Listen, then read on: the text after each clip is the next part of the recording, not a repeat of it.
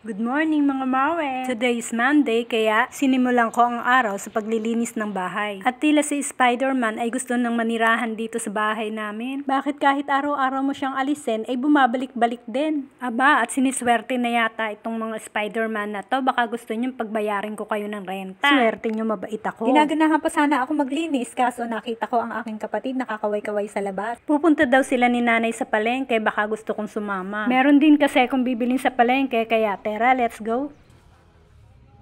Mahilig talaga kami sa ginisang mais kaya si nanay madalas magluto nito. Ang sarap sa mata ng mga birding gulay. Kumuha na rin ako ng pechay pero hindi ko pa alam kung anong gagawin dito. Ang mamahal naman ng isda ngayon. Dati-rati ang galunggong ay para sa masa. Pero ngayon ang galunggong pang milyonarya na. Lalo na naman itong karning baboy. Kumuha lang ako ng 5 pirasong pork chop. 1 kilo sana kukunin ko kaso napaurong ako sa sobrang mahal. Malapit na naman ang Pasko. Next month ay Burr months na. Sigurado tataas na naman ang mga bilihin niyan. Sad naman, sana tumaas din ang sweldo. Bago umuwi ay dumaan kami sa bakery. Dito kami madalas bumili ng tinapay, lalo na ang pantikoko. Masarap ang tinapay nila dito mga mare. Pero pantikoko pa rin ang paborito ko. Bumili na ako ng ilang piraso para may pang merienda mamaya. Pag uwi sa bahay ay hinugasan ko na yung mga pinamili kong pang-ulam. Itinago ko muna sa freezer para pagkalulutuin na ay fresh pa rin. At bago tayo magluto, kailangan muna nating magmerienda. At heto nga at ininit ko na ang ating pandikoko. Tama lang ang 8 minuto para medyo malutong-lutong na to. Siguradong mas masarap kung ikaw mismo ang gagawa ng sarili mong tinapay. Marami-rami na rin akong nasubukang gawing tinapay. Marami na rin akong ginawang cakes and cookies. You can comment down below kung anong gusto nyong ipagawa sa akin sa susunod na vlog. As long as kaya nating gawin, why not? Masarap talaga matutunan ng pagbe-bake o pagluluto kung talagang hilig mo. Dati naman ay hindi naman ako marunong magluto. Hindi rin ako marunong mag-bake. Pero elementary pa lang ako, talagang alam ko nang mahilig akong mangusina. Dati nga nakakapag-bake ako kahit wala akong oven. Nakagawa na rin ako ng ilang vlog about no oven bake, cake and pies. Ay salamat nakapag-merienda rin. Thank you Lord for the blessings.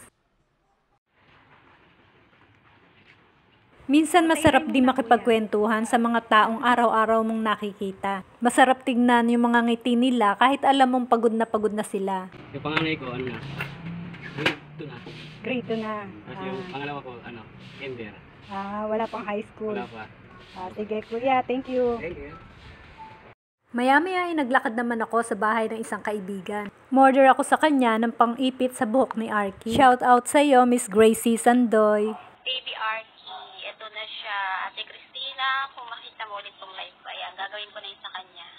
Ayan yung Facebook account niya mga mare, baka gusto nyong umorder. At dali-dali na nga akong bumalik sa bahay para magluto. Ganyan po talaga mga mami, kailangan laging on the go. Kung hindi, magugutom ang mga junakis. And for today's ulam, magluluto po ako ng paborito ng bayan, ang malambot at masarap na pork steak. Ibinuhos ko na nga ang 3 kalamanse at kalahating tasang toyo. Nilagyan ko na rin ng paminta at ibinabad ko ito ng 30 minutes. After 30 minutes, prinito ko na to isa-isa. Pag mapula na, babaliktarin ko na to para yung kabila naman ang maluto. At iprito naman yung natitira pang karne. Kung pambaon rin lang ang pag-uusapan, ito ang the best para ipambaon ng mga bata or sa opisina. I-marinate mo lang overnight for 30 minutes to 1 hour, pakuluin hanggang sa lumambot, tsaka mo ilagay sa ref. Kinabukasan, mag-isa ka lang ng sibuyas katulad ng ginagawa ko ngayon. Pagkatapos ibuhos mo yung binabad na karne, ibuhos ang sabaw na ipinang marinade, dagdagan ng tubig at pakuluan hanggang sa lumambot. Pag medyo malambot na, pwede mo nang dagdagan ng 1 kutsaritang asukal at pakuluan pa ng ilang minuto. Kung pambaon naman, pwede mo na siyang palambutin bago ilagay sa ref para iinit mo na lang kapag kailangan na. Siguraduhin lang na malambot na yung karne bago mo siya ipabaon. At siguradong may magrereklamo kapag sobra tigas parang bato yung pinabaon mo sa kanya. Paniguradong magugustuhan naman niya ng mga bata. Yan nga ang paborito ng anak ko. Kayo mga mare, anong paborito ng mga anak nyo para ipambaon? O hayan na mga mare, luto na ang pork steak natin. Thank you Lord for another recipe.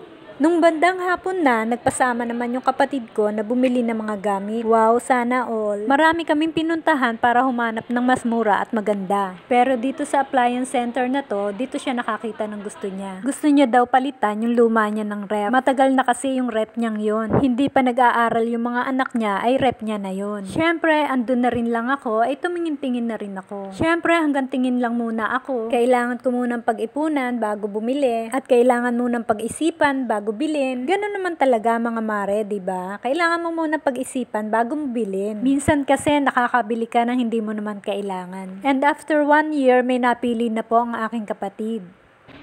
Maximum. Opo. 2 oras walang unang laman yun. Ang purpose kasi nun ma'am, yung compressor natin is bago. Kailangan mo maangat yung kayon para pumunta dito sa pinaka-freezer. Yes po. Sa ano lang naman yun ma'am, 2 hours. Diyan mo lang siya kung nakasarado. Shaksak mo na siya. Okay ma'am, tapos pagkatapos ng 2 hours, ano ba, gusto kasi na, lagyan mo na naman. Kasi malamig na yun. Okay na yun. Okay, nabudol na siya. It's time to pay at the cashier.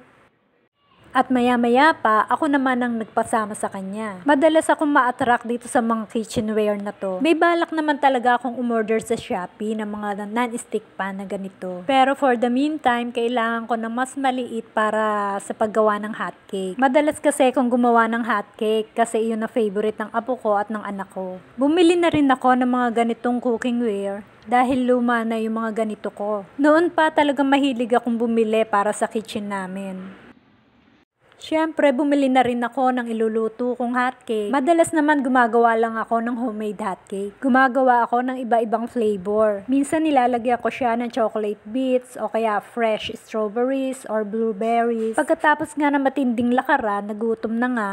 Kaya heto, nandito kami sa Chowking para kumain. Noodles lang naman ang madalas kong orderin dito at saka halo-halo. Madalas ko naman ipang pasalubong yung butche at saka yung siopaw. So sarap. Pagdating sa bahay ay nadatnan ko ang in-order ko sa Shopee na trash can. Uy, excited na naman ako. Oo mga mare, ganyan talaga ako pagka nag-unboxing ng mga in-order ko sa Shopee. Excited ako kahit alam ko naman kung ano yung laman. Masarap kasi sa feeling kapag yung order mo safe na dumating. Nakakatuwa naman yung mga shop na ino-orderan ko sa Shopee. Very accommodating and very reasonable yung mga price. Lalo na kapag bare months na, umo-order na ako ng mga panregalo. Hindi lang mga panregalo, umu-order na rin ako ng mga pwedeng i-dekorasyon sa bahay. Marami pa kasing okasyon ang darating. Andyan ang Halloween, Christmas, New Year. Meron din akong in-order na air cooler. Siguro mga 3 to 4 days andito na yon. May i-unbox na naman ako. Kita mo, ngayon pa lang excited na ako. Marami pa kayong makikitang unboxing. Sayang nga yung ibang mga in-order ko, hindi ko nakuna ng video. Ilalagay ko na lang sa comment box yung mga price tsaka yung mga shops na pinag-orderan ko nito. Tiwala ako sa mga shops na ino-orderan ko nito kasi subok ko na yung serbisyo nila. Sila yung mga shops na ino-orderan ko noon pa. Hanggang dito na lang mga mare. See you on my next vlog. God bless!